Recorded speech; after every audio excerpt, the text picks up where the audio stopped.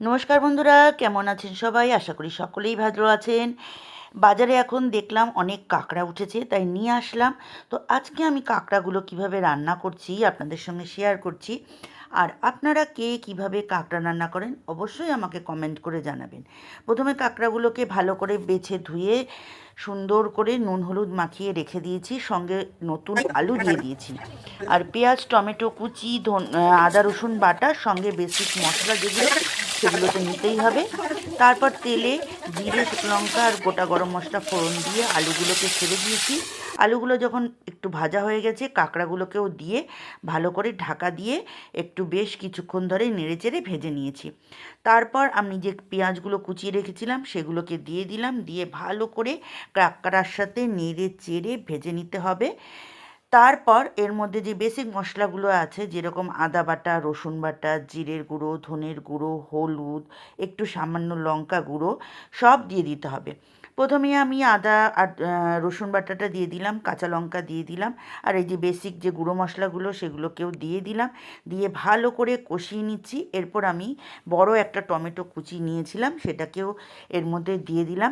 খুবই সহজ রান্না, খুব সহজেই হয়ে যায়, খুব তাড়াতাড়িও হয়ে যায়, কিন্তু একটু জল দিয়ে ভালো করে সেদ্ধ করতে হবে যাতে কাঁকড়ার ভেতরে মশলাগুলো সুন্দর করে ঢুকে যায়। তো যাই হোক, আমার কষানোটা মোটামুটি হয়ে গেছে। এরপর আমি একটু নুন দিয়ে দিলাম। আগে আমি নুন দিইনি, যাতে পেঁয়াজ থেকে জল বেরিয়ে যাবে, সেই জন্য আমি লবণটা দিইনি। লবণটা আমি এখন দিলাম, দিয়ে ভালো করে কষিয়ে এবার আগে থেকে গরম জল করে রেখেছিলাম সেই গরম জলটা এর মধ্যে আমি ঢেলে দেবো। কষানোটা হয়ে গেছে, গরম জল আমি এর মধ্যে ঢেলে দিচ্ছি। ঢেলে এই দেখুন রঙটা কি অসাধারণ হয়েছে, দেখতে পেয়েছেন?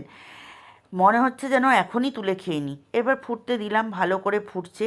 এখনও কিন্তু আমার রান্নাটা কমপ্লিট হয়নি। এই দেখুন রান্নাটা এবার কমপ্লিট হয়ে যাবে। এরপর আমি একটু ঘি আর একটু গরম মশলা ছড়িয়ে দেবো। বন্ধুরা, আমার এই রেসিপিটা আপনাদের কেমন লাগলো অবশ্যই কমেন্ট করে জানাবেন। আমার এই রেসিপিটা যদি ভালো লাগে তাহলে লাইক শেয়ার কমেন্ট করতে ভুলবেন না, আর শেয়ার করে সকলের মধ্যে ছড়িয়ে দেবেন। আমার চ্যানেলটা যদি ফলো না করা থাকে তাহলে অবশ্যই ফলো করে দেবেন। আমার রান্নাটা তৈরি হয়ে গেছে, এইবার গরম গরম ভাত দিয়ে বসে যেতে হবে খেতে। কেমন লাগলো অবশ্যই কমেন্ট করে জানাবেন। যদি ভালো লাগে তবে একবার এইভাবে রান্না করে দেখুন, আমি কথা দিচ্ছি অবশ্যই ভালো লাগবে। আমার রেসিপি যদি ভালো লাগে তাহলে বারবারই বলছি, আমার চ্যানেলটা একটু সাবস্ক্রাইব করে দেবেন বা ফলো করে দেবেন, পাশে থাকবেন। অনেক অনেক ভালোবাসা ও শুভেচ্ছা রইল আপনাদের জন্য। ধন্যবাদ।